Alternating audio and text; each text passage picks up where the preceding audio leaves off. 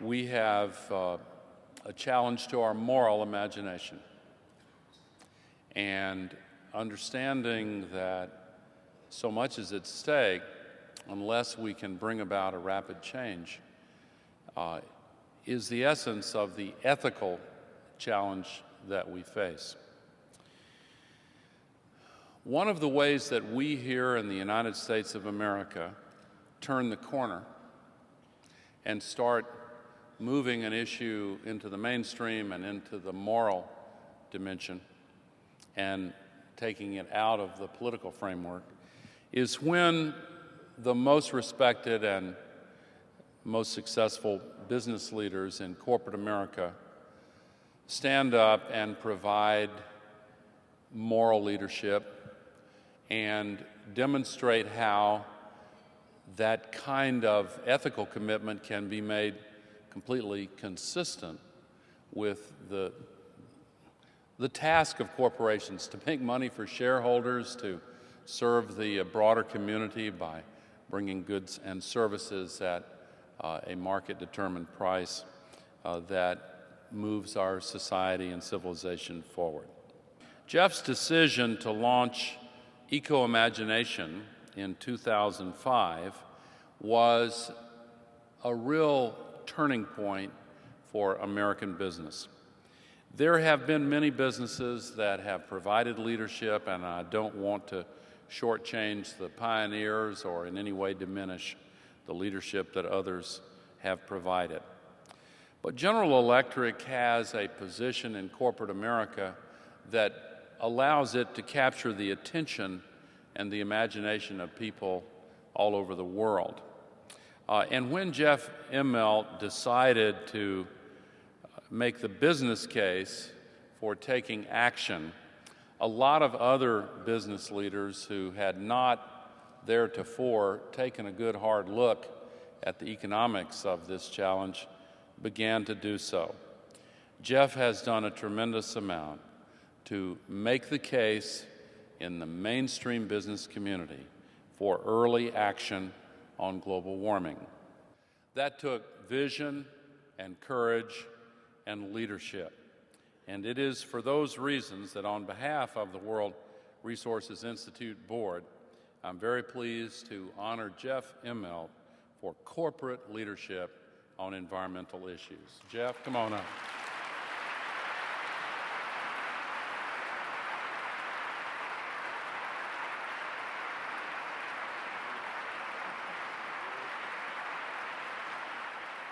You know, I do lead a company that has been around for 125 years. When you've been around for 125 years, you do collect a few Superfund sites along the way. And I always tell people that if Google reaches 100, Google will have a Superfund site someday. And so we live in this world, and we're a big corporation in this country and have been around a long time. But I'm here tonight really, and the case I would make is I'm here as a business leader that works for investors, that's responsible for customers and employees, that sees the world in a broader context, that knows that we have to be a good citizen, both today and in the future.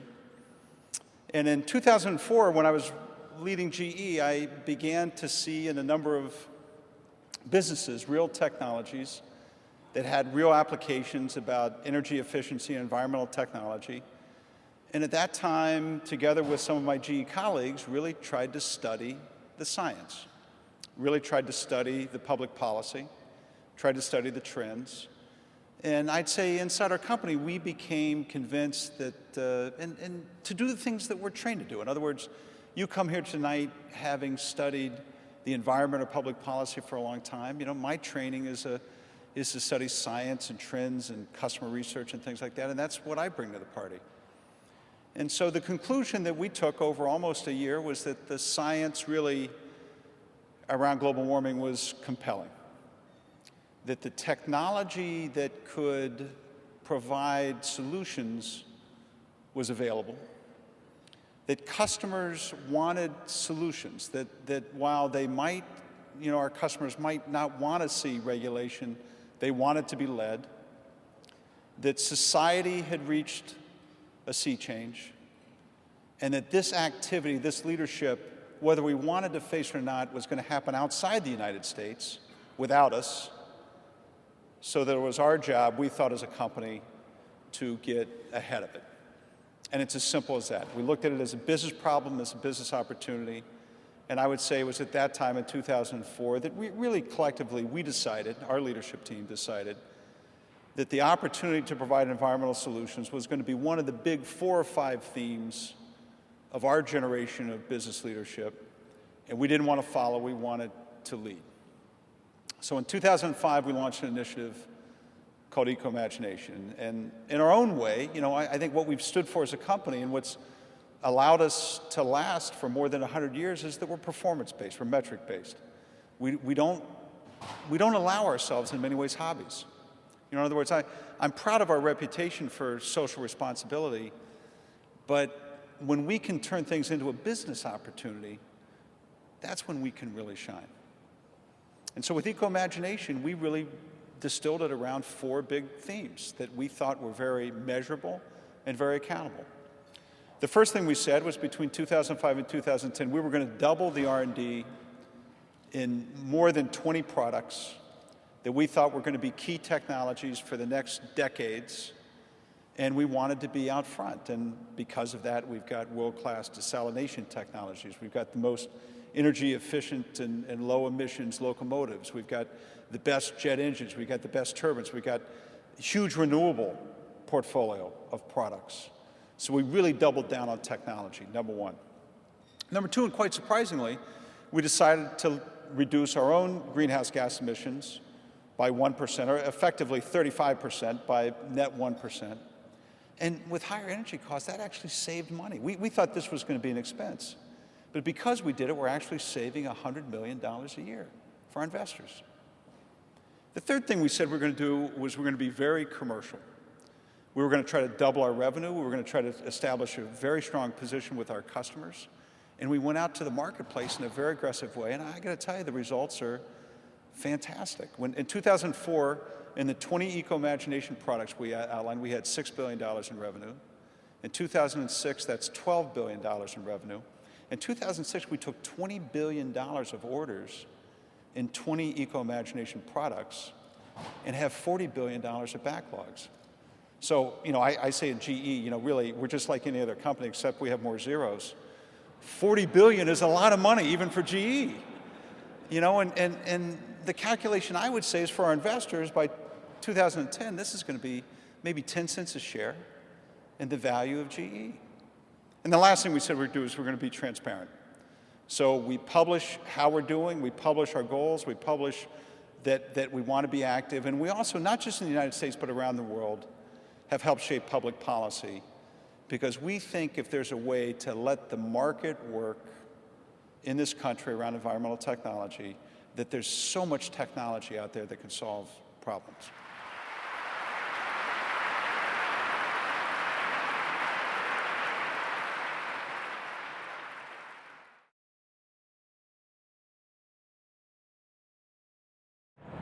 The information already is getting to the consumer level. The younger, if you go people less than 30 years old, they're very aware of the environment, they're very aware of the data. College students today are learning about all this stuff in real time. And so I think, you have a population that is very environmentally aware, and the internet just is an incredibly powerful tool to get this kind of information to them. So I think the combination of all those things means that the population of this country is becoming more aware of where the technology is and where the science is.